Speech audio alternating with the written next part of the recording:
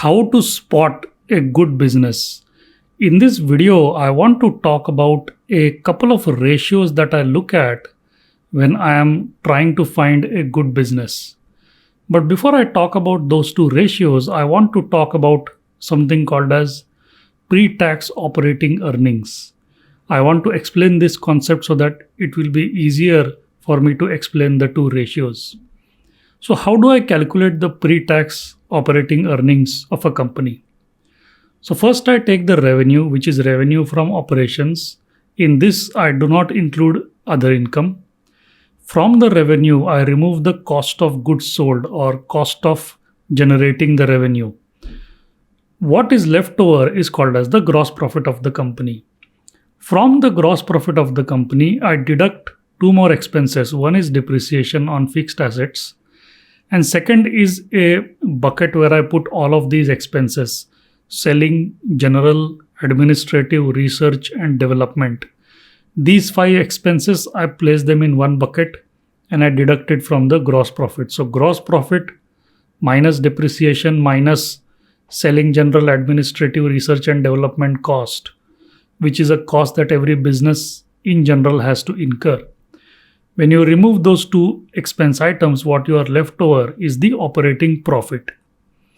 Out of the operating profit, I deduct the interest expense. So if the company has taken on some debt, I remove the interest expense from the operating profit.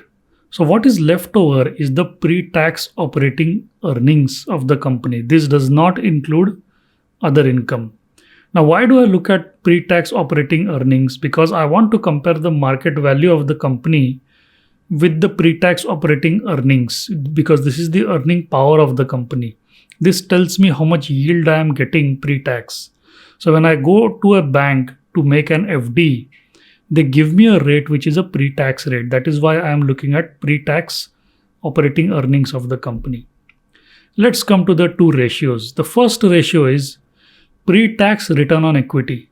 So of course the numerator is pre-tax operating earnings. The denominator here is the equity capital plus the retained earnings of the company.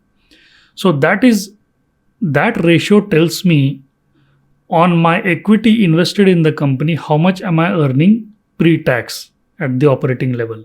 That is the first ratio. The higher the ratio, the better. The second ratio is pre-tax return on invested capital. So in this case, the denominator is invested capital. Now, what do I mean by invested capital? Invested capital means the amount of capital that is stuck in the business. In invested capital, I include all of the assets of the company minus certain items which are where the money is not stuck. For example, cash is an asset, but that's not where the money is stuck. Cash can be used anytime by the company. Second is investments. The company might have made investments in stocks, bonds, mutual funds. That is not the money that is stuck in the business. So I remove the investments, long-term investments and short-term investments. So cash, I remove investments, I remove intangible assets, I remove whatever is left over is the amount of money that is stuck in the business. That is the invested capital. So for example, inventory, receivables, fixed assets, all of these things where the company has already spent the money and it is waiting for the revenue to come in to recover that cost, that is called as the stuck capital. So that's what I look at when I say invested capital. So the denominator is invested capital, and of course the numerator is our pre-tax operating earnings. Now, if you look at these two ratios, the higher the better.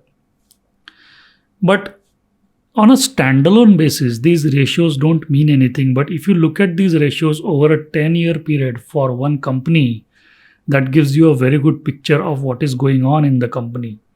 So for example, you might notice that companies which do not have a lot of debt, you will notice that the company is making a lot of money per dollar invested. So you will see that the pre-tax return on invested capital keeps on increasing, because without investing much money, that company is able to make money. So the return on invested capital is increasing. But for the same company, you will find that the return on equity is reducing. Why does this happen? This happens because as the company makes money, cash starts to pile up.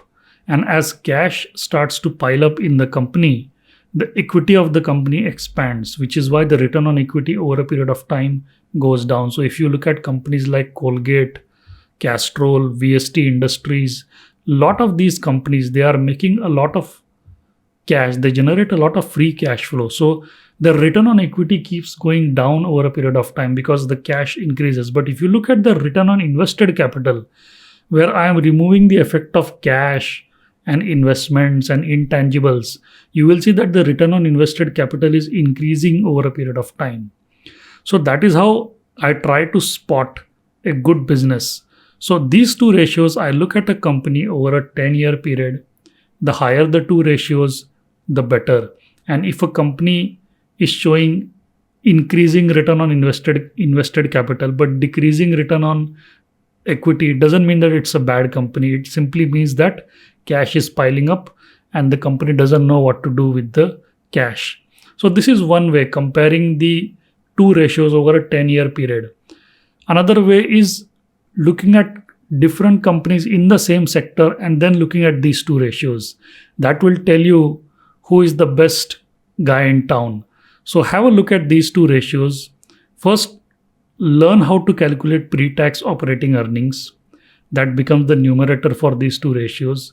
Denominator is a very simple thing. Only thing is you need to learn how to calculate the invested capital. So these are the two ratios I focus on when I'm looking at companies: pre-tax return on equity and pre-tax return on invested capital. That is how I spot the good businesses in the market. Thank you so much.